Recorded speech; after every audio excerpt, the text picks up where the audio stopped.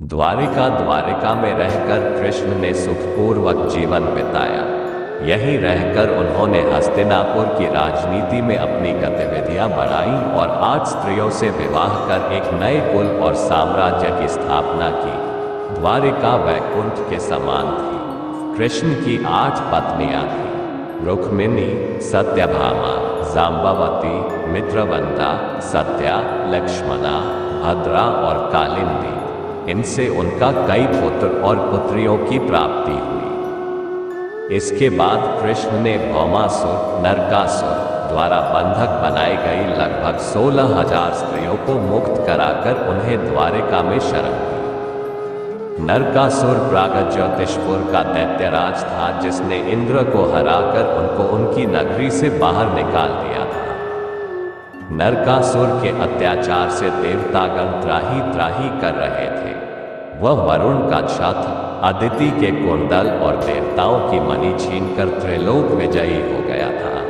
वह पृथ्वी की हजारों सुंदर कन्याओं का अपहरण कर उनको बंदी बनाकर उनका शोषण करता था। मुक्त कराई गई ये सभी स्त्रियां कृष्ण की पत्नियां या रखैल नहीं थी, बल्कि उनकी सखियां और शिष्या थी, जो उनके राज्य में सुखपूर्वक स्वतंत्रता पूर्वक अपना जीवन यापन अपने तरीके से कर रही थी।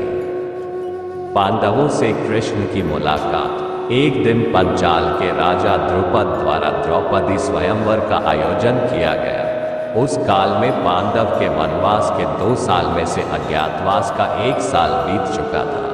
कृष्ण भी उस स्वयंवर में गए। वहां उनकी बुआ कुंती के लड़के पांडव भी मौजूद थे। यहीं से पांडवों के साथ कृष्ण की घनिष्ठता का आरंभ हुआ।